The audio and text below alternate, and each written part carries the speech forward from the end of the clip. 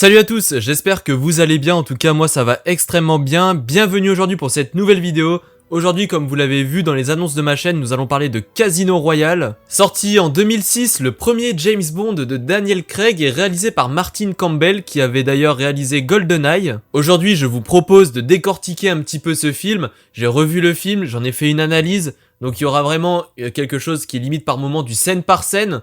Et ensuite je parlerai un petit peu des acteurs et des personnages en eux-mêmes. Je vous invite bien évidemment à aimer cette vidéo, à me dire en commentaire ce que vous avez pensé du film et évidemment de me dire ce que vous pensez de la vidéo. N'hésitez pas aussi à la partager afin de ramener du monde sur la chaîne et aussi permettre à la vidéo de fonctionner.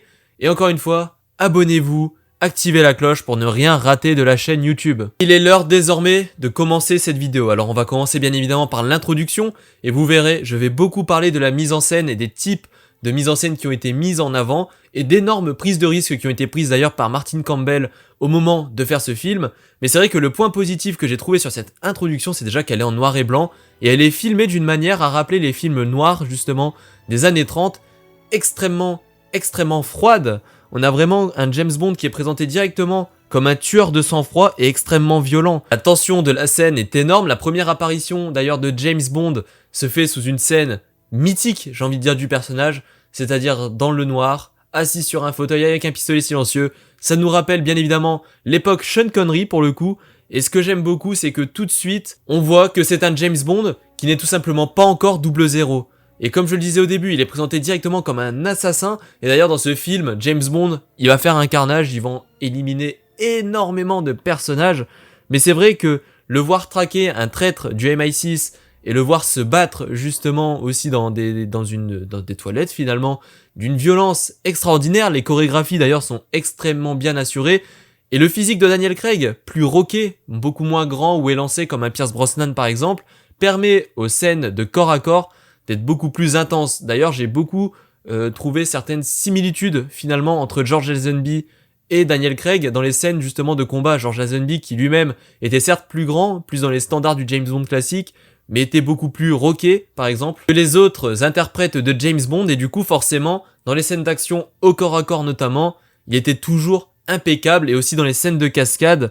Et c'est vrai que présenter James Bond sous cette manière dans Casino Royale, parce qu'il faut le rappeler, c'est le premier avec Daniel Craig qui sort quand même du classique de James Bond, hein, puisque il est plus petit, il est plus massif, il est blond. Vous voyez ce que je veux dire? Il n'est pas dans les stéréotypes du James Bond qu'on a eu jusque-là. Il sort complètement de ce stéréotype et surtout, ce que j'ai beaucoup aimé avec Casino Royale, et tout au long de la vidéo, j'aurai l'occasion d'appuyer là-dessus, mais c'est que ce film ne s'est pas contenté de juste faire un film James Bond. Puisque c'est vrai que déjà à cette époque, James Bond c'est la franchise que l'on connaît, ça a déjà une popularité énorme, on pouvait se contenter de juste créer un film entre guillemets lambda de James Bond, c'est-à-dire le modèle habituel, hein, James Bond Girl, le méchant, et puis beaucoup de cascades, etc. Là, on a quand même décidé de présenter ce James Bond sous un nouvel aspect. Toujours en gardant les bases de la formation d'un film James Bond, les cascades, James Bond qui est violent, qui est un tueur de sang-froid, la James Bond Girl bien évidemment, et là surtout dans ce film. Enfin bref, on a vraiment une introduction qui je trouve est vachement originale, parce que encore une fois, le fait qu'elle soit en noir et blanc, le fait que aussi on ait un James Bond qui n'est pas encore 00, je trouve que c'était assez osé, et ce que j'ai beaucoup aimé c'est vraiment aussi la transition avec le générique qui pour moi est extrêmement original parce qu'il a un côté animé qui est vraiment très sympathique à voir. Il est très beau aussi, hein, franchement, il y a vraiment des belles animations et aussi je trouve un style et justement une direction artistique vraiment très sympa. Mais pour moi ce qui porte vraiment ce générique, c'est la musique de Chris Cornell, qui est d'ailleurs pour moi la musique chantée la plus marquante de James Bond et celle qui surtout va le plus au personnage. Quand on prend juste la musique, on ressent tout l'enjeu des James Bond, je trouve. Le côté aventure, le côté un peu tragique du personnage. Très honnêtement, Chris Cornell a sorti une sacrée performance, je trouve. C'est vrai que souvent on se réfère beaucoup à Skyfall, qui est aussi une masterclass, hein, faut être très honnête, ou même Writing in the Walls, qui est vraiment très bonne aussi. Mais je trouve que cette musique de Casino Royale, pour moi, est celle qui, justement, fit le plus à James Bond. Avec celle de, justement, Au service secret de Sa Majesté, qui est elle aussi extrêmement mythique, mais qui n'est pas chantée, qui reste une musique orchestrale. Là, on est vraiment sur une musique chantée qui est vraiment extraordinaire. Et pour moi, ce que j'ai beaucoup aimé aussi, c'est que cette justement introduction va annoncer le rythme du film. Elle est très très intense, justement, ça enchaîne assez facilement. Et tout de suite après, on va enchaîner avec nos deux antagonistes principaux du film. Mr. White, qui sera un peu plus en retrait, il est vrai, jusqu'à la dernière partie du récit, et le chiffre, qui est celui qui va nous intéresser pendant une très très grande partie du film. Tout de suite, je trouve que le chiffre a vraiment crevé l'écran. Mads Mikkelsen, il joue vraiment un personnage qui est froid et calculateur. Il est directement montré comme un homme même qui ne croit qu'à l'argent et aux intérêts. Son premier dialogue dans tout le film parle de la religion, parle de sa religion avec Dieu justement. Croit-il en Dieu? Non. Il dit je ne crois pas en Dieu, mais je crois aux chiffres et aux intérêts. Tout de suite ça le place en antagoniste très très puissant parce que les antagonistes justement qui ont un ego surdimensionné mais surtout qui ont ces petites particularités, vous voyez ce genre de petites phrases et qui croient tellement et se prennent tellement au sérieux, bah ça permet justement de tout de suite en imposer. Parce que c'est vrai que le chiffre, et j'y reviendrai aussi un peu plus tard, mais physiquement, une interaction avec James Bond, il n'en a qu'une réelle. Il n'en a qu'une réelle.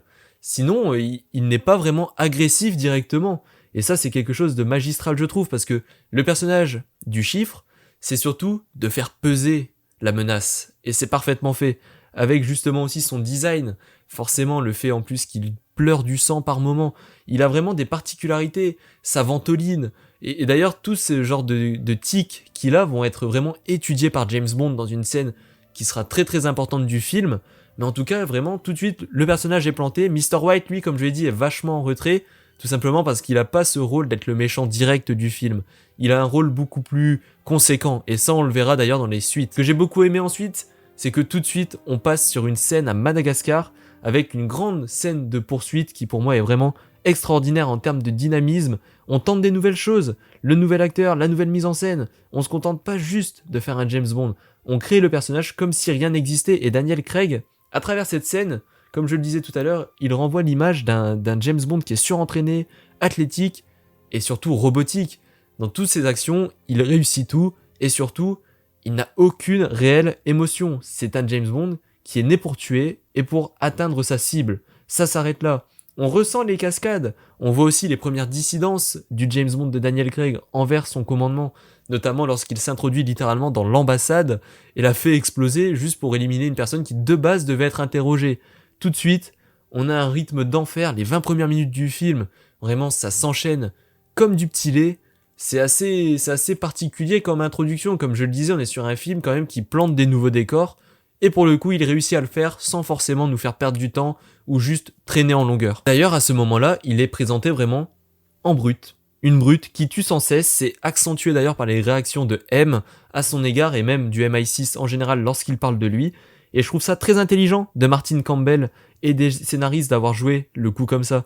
Parce que le personnage de James Bond dans ce film, il sera développé en profondeur, au fur et à mesure, avec un très très fort ego. Et d'ailleurs ce sera ce qui va un peu le trahir durant tout le film, et c'est ce qui va aussi en faire sa force.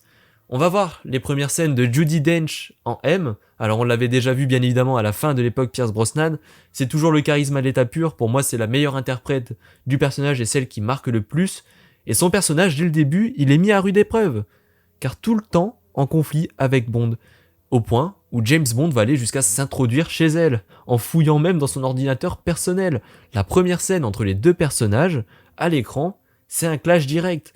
James Bond y prend une leçon de morale énorme et terrible, et d'ailleurs il ne se remet absolument pas en question, et aussi, il ne se fie littéralement qu'à sa propre personne. Ça renforce limite, à ce moment-là on a l'impression que James Bond est plus un tueur à gages qu'un agent secret. Tout de suite le ton du film est vachement sombre, tout de même, on est sur quelque chose de très très terre à terre, et d'ailleurs c'est ce que j'aime beaucoup dans ce film aussi, parce que là dans la prochaine scène on se retrouve à Nassau, c'est qu'on voyage énormément.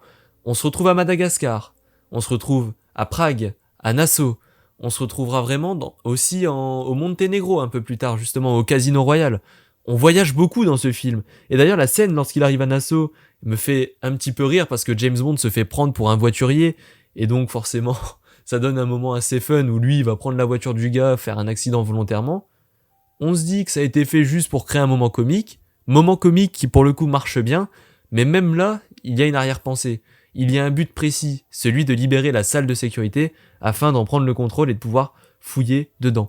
tout est calculé parfaitement. Et d'ailleurs, on va voir tout de suite l'arrivée du jeu, dans le sens où c'est vrai que Casino Royale est un film qui, comme son nom l'indique, va beaucoup mettre les jeux d'argent autour. Et là, on va avoir la première partie de poker, justement, contre Dimitrios, qui est un associé du chiffre. Cette scène, en fait, ce n'est qu'un préliminaire de ce qui nous attend en matière de jeu. La tension, elle est énorme, elle est portée d'ailleurs par la musique de David Arnold. Il y a une femme au centre de l'intrigue de Dimitrios. Elle est sa femme, d'ailleurs, pour le coup. Grâce à cette partie de poker, Bond va la remporter et va dépouiller Dimitrios de sa fameuse Aston Martin. Tout de suite, hein, on revient un petit peu au classique, la Aston, tout ça. Et en plus de ça, il va séduire sa femme, voilà. James Bond, tant qu'à faire, il prend tout avec lui. Il gagne et la partie de poker et il gagne le cœur de sa femme, le temps de quelques instants. Tout ça pour attirer justement l'attention du chiffre. Et surtout pour collecter des infos. Ce qui est marrant, c'est qu'on pense que Bond va réellement aller au bout d'ailleurs, hein, et coucher avec la femme de Dimitrios. Au final, ça va donner une scène encore une fois assez drôle avec le room service. Bond va les appeler pour commander du champagne. Ils vont dire pour deux. Tout le monde s'attend à ce qu'ils disent oui. Et là, il dit non pour un. Et il s'en va. Il s'en va. Et là, du coup, on va avoir le deuxième acte de Dimitrios versus Bond. Cette fois-ci, c'est dans une exposition justement sur les jeux. Et la victoire de Bond va se solder puisqu'il va éliminer tout simplement Dimitrios. Et on va continuer d'entendre parler de ce fameux projet Ellipsis. Et ça progresse d'ailleurs, hein. Ça progresse puisque ça se dirige vers un attentat sur un nouvel avion. Et encore une fois, une scène hyper rythmée, comme on le voit à la scène de Madagascar. Elle est généreuse en cascade avec toujours plus d'idées de mise en scène, allant jusqu'au zoom en rythme avec la musique. Ce n'est pas anodin, on construit un Bond aussi par la mise en scène et pas seulement par l'écriture. Au terme de cette scène, complètement folle d'ailleurs, Bond va sauver la mise et d'ailleurs il se fait aussi arrêter au passage. Et encore une fois, sous les yeux du terroriste justement qui voulait se faire péter et créer justement ce grand attentat qui aurait été en faveur du chiffre, qui lui aurait permis de faire une grande montée sur ses actions en bourse. Au final, ce qui est assez drôle, c'est que le terroriste pense avoir gagné et va se faire exploser lui-même, parce que Bond aura déplacé la bombe justement sur sa ceinture. Et une nouvelle fois, on a une scène un peu marrante, c'est que le terroriste va actionner la bombe en regardant James. James va le regarder un petit peu avec un sourire narquois. Le terroriste aussi, parce que lui, il se dit, bah tiens, je t'ai bien niqué, quoi, grosso modo. Au final, il se fait exploser tout seul, et là, une nouvelle fois, James Bond va réussir. À partir de ce moment-là, le développement émotionnel de Bond va commencer, puisque on va retrouver la femme de Dimitrios qui est décédée, qui a été assassinée par le chiffre, donc il va commencer à voir que tout de même, ces actes qui sont clairement faits avec un énorme ego et une trop grande confiance en lui, ont des conséquences pour des personnes qui, en soi, ne sont pas mêlées directement aux affaires. Donc on a clairement un début un petit peu de développement émotionnel. Et c'est là ensuite que réellement tout commence. C'est lorsqu'il part en route vers le Casino Royal. Il va rencontrer Vesper qui est joué par Eva Green. L'alchimie est directement extraordinaire parce que les deux, malgré les relations de boulot, sont sincères et ça se voit directement. Et Bond, il joue toujours avec un ego énorme. Il se fait vite calmer d'ailleurs par Vesper. Leur relation est vraiment exceptionnelle dans l'écriture. Et ce que j'ai beaucoup aimé aussi, c'est l'alchimie entre les deux acteurs. Ça crève direct à l'écran en réalité. On n'a même pas besoin de dialogue, on n'a même pas besoin de scènes concrètes. Tout de suite, on ressent que les deux, voilà, c'est fait pour être ensemble. Et d'ailleurs, c'est pas pour tirer sur l'ambulance, mais quand on voit cette relation-là, et que d'ailleurs on voit celle avec Léa Seydoux, on se demande où est-ce que le virage a mal été pris. Voilà, c'était mon petit coup de gueule là-dessus, c'est vrai. Mais une nouvelle fois, là, on va avoir le début de cette fameuse partie de poker à la table de le chiffre, au Casino Royal justement. C'est une partie annuelle dans laquelle le chiffre en fait profite pour dépouiller un peu tout le monde et jouer avec les actions et surtout se rentabiliser. La tension elle est énorme. C'est le point culminant du film en réalité. Parce que c'est non seulement un enjeu stratégique dans l'enquête de James Bond, mais c'est aussi un enjeu émotionnel et surtout cette partie va créer des liens directs entre le chiffre et Bond, qui jusque-là en réalité étaient vraiment assez opposés. Ennemis certes, mais jamais de réel contact, et toujours pas de contact physique entre les deux. En fait, cette partie, on pourrait presque la considérer comme un personnage à part du film, étant donné qu'elle va tisser tellement de liens et créer tellement de situations juste par son existence. Pour moi, cette partie de poker, c'est un personnage à part du film en réalité. Ce n'est pas juste une situation. La partie est tellement énorme qu'elle va se jouer en plusieurs, justement, mi-temps, si on peut dire ça comme ça, et sur plusieurs jours. À la première mi-temps, il y aura une pause, une échauffourée va éclater parce que le chiffre doit des dettes à un groupe. Forcément, ça crée une grosse échauffourée. qui va impliquer Bond, qui va éliminer les deux personnes d'une manière une nouvelle fois extrêmement violente, avec énormément de sang. On va retrouver une Vesper qui est traumatisée, ce qui donne une scène extraordinaire avec James Bond qui va aller la réconforter sous la douche. Et il faut savoir que cette scène arrive à 1h30 de film. Le film fait 2h14. Et c'est seulement au bout de 1h30 que l'on voit James Bond avoir une réelle empathie. Et c'est Vesper qui est le point culminant du développement de James Bond dans ce film. Et cette scène, elle l'illustre parfaitement. Elle est magnifique. Il n'y a pas d'autre mot. Le jour suivant dans le récit, la partie elle s'intensifie et un nouveau personnage commence à faire sa différence aussi. Personne ne le sait encore, en tout cas dans les personnes autour de la table, mais il s'agit de Felix Leiter qui est interprété par Jeffrey Wright, qui est excellent aussi dans le rôle pour le coup. Et cette fois-ci, le chiffre, c'est lui qui va prendre l'avantage sur la première mi-temps de ce jour. Bond et le chiffre, d'ailleurs, ils vont après se renvoyer coup pour coup à cette même partie. Et ça vaut tous les dialogues du monde. C'est-à-dire qu'il n'y a pas eu de dialogue direct entre les deux. Le chiffre est globalement silencieux, d'ailleurs, durant toute l'intégralité de la partie de poker. Il n'y a pas de dialogue, mais le fait, par exemple, que le chiffre, là, à ce moment-là, prenne les jetons de Bond et vice-versa, en fait, la tension du jeu vaut tous les dialogues du monde. Au lieu de faire des dialogues longs, clichés, et surtout qui pourraient être vite embêtants, eh ben non. Ce qui parle, c'est une nouvelle fois la partie. C'est pour ça, j'insiste, pour moi, la partie de poker est un personnage à part, littéralement. Et justement, on va aussi comprendre que Leiter c'est la clé, puisque c'est lui qui va permettre de continuer à James Bond de justement aller tenter de battre le chiffre et surtout de continuer la partie, parce que James Bond est ruiné, le trésor anglais ne veut plus le suivre, et tout le monde estime d'ailleurs qu'il agit avec énormément d'ego et que justement c'est pas bon. Et là encore une fois on a une grande scène qui va arriver dans ce film, puisque la partie va se continuer, James Bond va tout simplement se faire empoisonner. Et une nouvelle fois, la tension elle est à son comble. La mise en scène elle innove une nouvelle fois parce que on est sur une caméra qui va utiliser beaucoup de grands angles pour montrer justement l'aspect très, tout simplement pas bien du personnage. Il est aux portes de la mort. Et c'est quelque chose une nouvelle fois de très osé parce que c'est le premier film avec ce personnage. Jusque là, il réussit tout, il n'est jamais mis en danger. Et là, il est aux portes de la mort littéralement. C'est pas aller petit à petit, non. C'est aller directement. Il est en danger de mort, point final. Et d'ailleurs, il ne réussit pas à se sauver à temps, malgré le fait qu'il branche les défibrillateurs, il le branche mal, et en fait il s'évanouit, il allait mourir, il est sauvé par qui? Par Madame Vesper. Et d'ailleurs, c'est une nouvelle fois une scène qui je trouve est vraiment bien, parce que ça montre que James Bond, qui jusque-là n'avait confiance en personne, peut peut-être éventuellement commencer à avoir confiance en ses alliés. Il a rencontré entre deux Matisse, qui est un petit peu foireux, il faut être honnête, et là Vesper va littéralement lui sauver la vie et lui permettre une nouvelle fois d'aller affronter le chiffre. Et c'est pour ça que le chiffre est justement un antagoniste réussi. C'est qu'il n'y a toujours pas eu de contact physique entre les deux et pourtant il a poussé James Bond aux portes de la mort. C'est extraordinaire. C'est extraordinaire. En tout cas, ça va se finir par le fait que Bond va revenir et gagner tout simplement la partie de poker. Le chiffre, pour se venger, va kidnapper Vesper et va piéger Bond en fait dans une fameuse scène qui est assez connue puisque il faut savoir que ça a été à l'époque et encore maintenant c'est le record de tonneaux fait par une voiture. Il va laisser Vesper au milieu de la route, Bond va dériver et puis là on part il me semble sur 14 ou 15 tonneaux bien généreux comme il faut. Ils vont avoir enfin leur première interaction physique, le chiffre et Bond, une scène de torture qui est extraordinaire pour moi.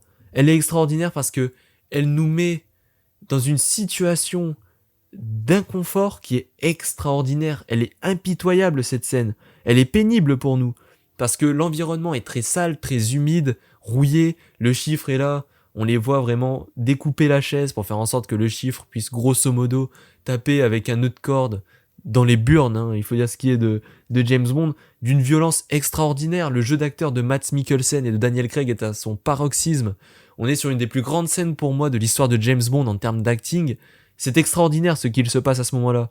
Encore une fois, peu de dialogue, mais c'est froid, et on comprend que ça va chier quoi grosso modo, et c'est ça qui est extraordinaire, c'est que c'est extrêmement inconfortable pour nous, mais en même temps c'est une scène parfaitement exécutée, que ce soit dans sa mise en scène, la lumière, le décor, ou encore le jeu des acteurs, vraiment c'est extrêmement bien réussi pour le coup, et encore une fois dans la douleur, on voit enfin Bond une nouvelle fois qui devient de moins en moins hermétique. Jusque là il montrait très peu de sentiments, quand il avait mal on le voyait pas non plus, là pour le coup, il commence à le montrer, il fait preuve d'énormément de sarcasme pour couvrir sa douleur d'ailleurs, et ça donne vraiment une scène pour moi de grande classe en tout cas pour Mads Mikkelsen et pour Daniel Craig, vraiment au top. Ce que je trouve encore plus top, c'est comment elle se termine d'une manière extrêmement sèche et violente. Mr. White arrive, boum, exécution de Le Chiffre, une balle entre les deux yeux, on n'en parle plus. Le Chiffre, lui, voulait récupérer l'argent du casino parce que de toute façon, il devait tellement d'argent à tous ses créanciers qu'il était... Dans tous les cas, il était foutu, hein. Là, il fallait à tout prix qu'il récupère la thune. C'est mort parce que Mr. White, lui, il représente une organisation qu'on connaîtra un peu plus tard, là, à ce moment-là, en tout cas. Ce n'est pas développé ni dans ce film, ni dans le prochain, c'est développé beaucoup plus tard pour le coup. Et on se retrouve d'ailleurs avec un Bond du coup qui va se faire sauver grâce à ça. Et d'ailleurs, pour la petite anecdote, il va se réveiller dans une villa sur le lac de Côme. Cette même villa est utilisée dans Star Wars épisode 2 comme maison de Padmé. Alors on ne la voit pas à l'écran parce que c'est dans les scènes coupées, mais regardez bien cette scène et après allez regarder les scènes coupées de Star Wars épisode 2. Lorsque Anakin va manger chez les parents de Padmé, c'est exactement la même maison. J'ai trouvé ça un petit peu... Alors, bien évidemment, je doute que ce soit un clin d'œil volontaire, mais en tout cas, je trouvais que c'était assez marrant si des fans de Star Wars regardaient cette vidéo. Voilà, ça fait plaisir, c'est des petits trucs un peu cool. Et surtout, c'est à ce moment-là que Bond va définitivement s'ouvrir à Vesper. Il va lui déclarer ses sentiments. On se rappellera d'ailleurs de ces scènes qui font penser à celles de Au service secret de Sa Majesté.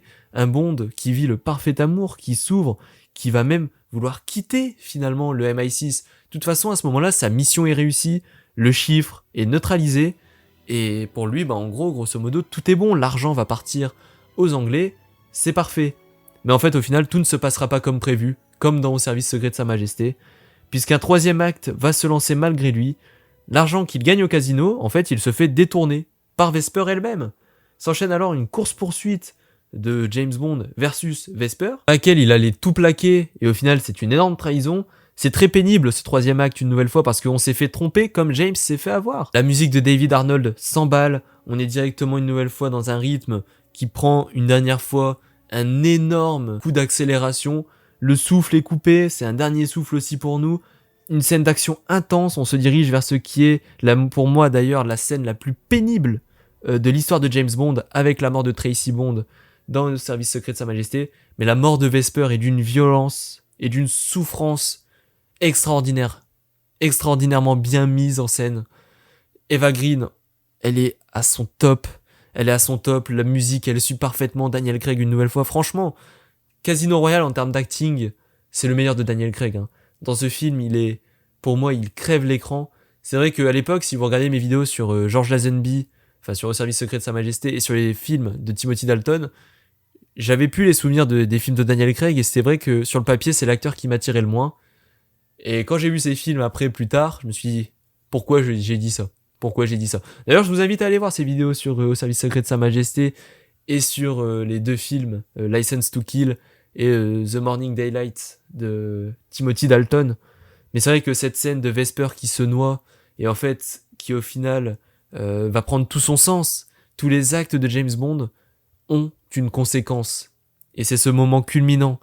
Tous ces moments en fait dans le film où il n'a pas écouté, il a voulu en faire qu'à sa tête, il a certes obtenu les résultats, mais à quel prix? Le prix à payer, c'était la vie de Vesper et il va le payer très très cher.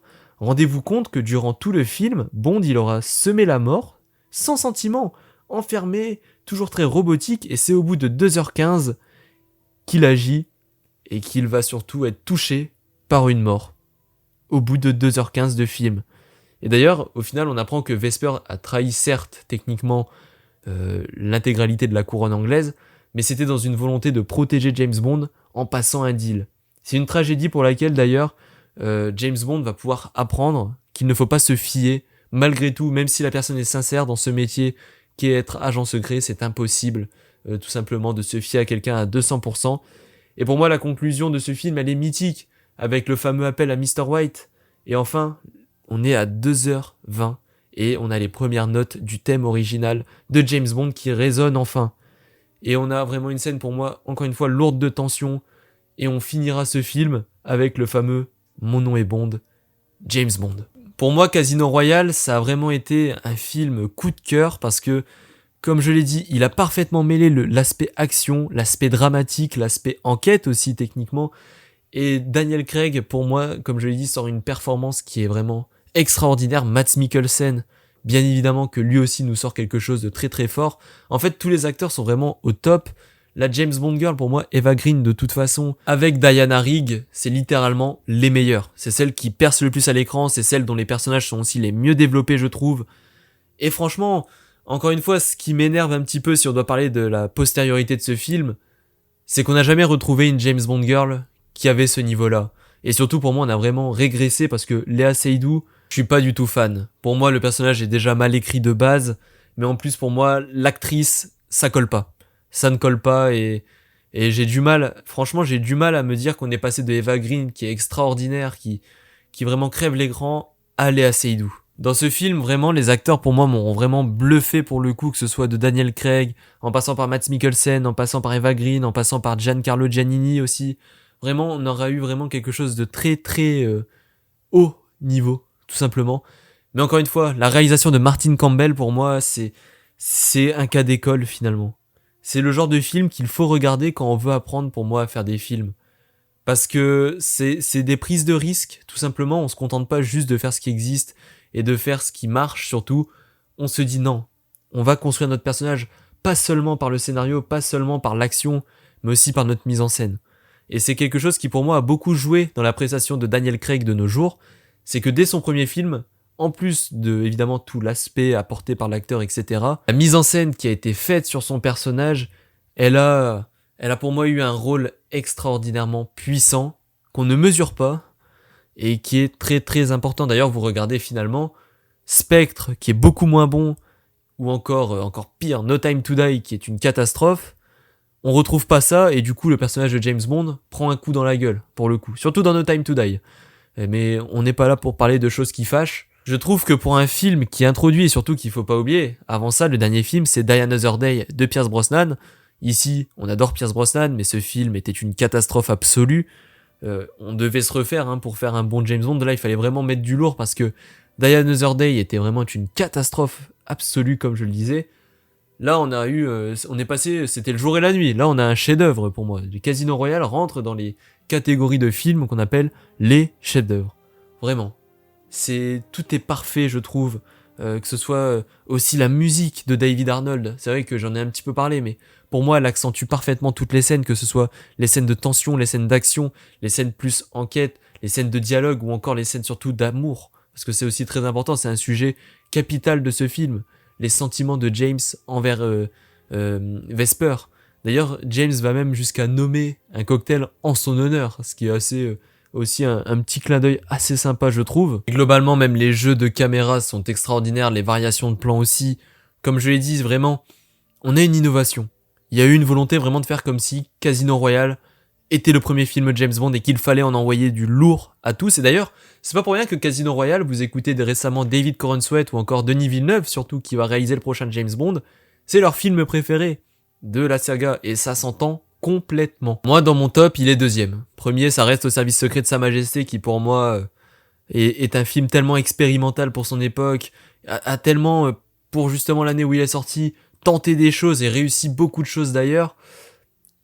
Pour moi, ces deux films-là se valent. Ces deux films qui, à une époque différente, tentent des choses réelles.